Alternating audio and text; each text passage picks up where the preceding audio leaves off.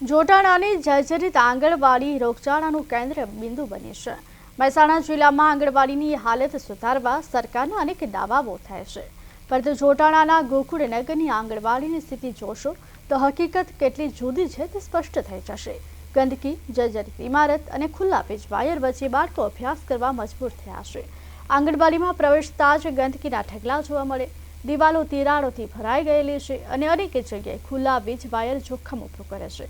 બાળકો માટે બનાવવામાં આવેલી આંગણવાડીમાં ગાયોનો અડ્ડો જામ્યો છે, તો બીજી બાજુ રસોડું તો જાણે રોગચાળાનું ઘર બની ગયું છે।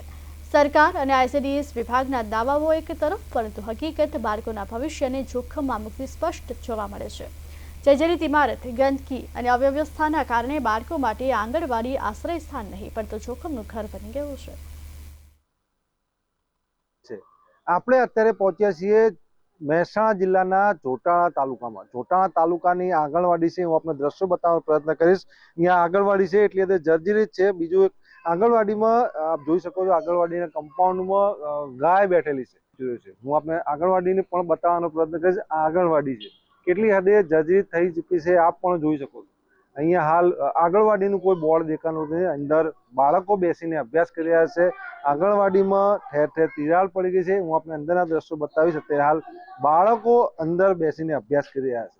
અહીંયા આંગણવાડીનું બોર્ડ માર્યું છે, આંગણવાડીના સંચાલક, તેડાગર સહિતના નામ લખેલા છે, પરંતુ આ કહી શકાય છે કે આ જોટાણાની જે ગોકુળનગર છે તેની 97 નંબરની આ આંગણવાડી છે। આંગણવાડીના દ્રશ્યો છે, એટલી હદે જર્જરિત થઈ ચૂક્યા છે કે અહીંયા બાળકો અત્યારે બેસીને તો અભ્યાસ કરી રહ્યા છે, પરંતુ તેઓ એક ભયના ઉથાર હેઠળ જે કામ કરતા હોય, જે ભણતા હોય, અભ્યાસ કરતા હોય તેવું અત્યારે હાલ તો લાગી રહ્યું છે। અંદરના બીજા દ્રશ્યો હું આપને બતાવીશ। અહીંયા આપ જોઈ શકો છો, અહીંયા ઠેર ઠેર તિરાડો પડી ગઈ છે। એક બાજુ સાફ સફાઈનો પણ અભાવ જોવા મળી રહ્યો છે, બીજી બાજુ તિરાડો છે। અહીંયા પાણીના ભેજના લીધે આપ જોઈ શકો છો કેટલી હદે બિલ્ડિંગ છે તે જર્જરિત થઈ છે। અહીંયા કેટલાક વીજ વાયર પણ જીવંત હાલતમાં છે, આપ જોઈ શકો ખુલ્લા છે વીજ વાયર, જે ખુલ્લા વીજ વાયર છે તે ખુલ્લા છે, તેનાથી અકસ્માતનો પણ ભય છે। તો પણ અહીંયા બાળકો અભ્યાસ કરી રહ્યા છે। હું આપને કચરો, ગંદકી, રસોડું ગંદકી, આરો પ્લાન્ટ બંધ, કેવી તકલીફ પડે? તકલીફ તો બરાબર સાહેબ, શું કરું, ઉંદેડા એટલા આવી જાય છે ચારે કોઈ। આ બાજુ બધી નખાય તો ઉંદેડા, બારી આ બારી ખોલે તો બારીથી ઉંદેડા આવી જાય। તો બે વખત તો આ બધું કાઢીને સાફ કરવી પડશે, એટલે કે સાફે હું કરું, મારા પગની તકલીફ થઈ। વિકાસની જે સરકાર છે તે વિકાસની ગુલબાંગો પોકારી રહી છે।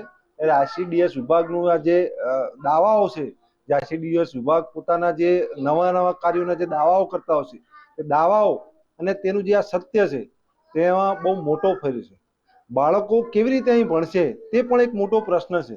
આવી ગંદકી, આવા બિસ્માર બિલ્ડિંગ, અહીંયા જેમના સંચાલિકા વગરના તેડાઘર, આંગણવાડી, તો કેવી રીતે અહીં બાળકો અભ્યાસ કરે? આ સરકારની એક વ્યવસ્થા ઉપર, એક મહેસાણાની જે આઈસીડીએસ વિભાગની જે વ્યવસ્થા છે તેના ઉપર આ એક બહુ મોટો સવાલ છે। નિસર્ગ પટેલ, પ્રદેશ 24 ગુજરાતી, મહેસાણા।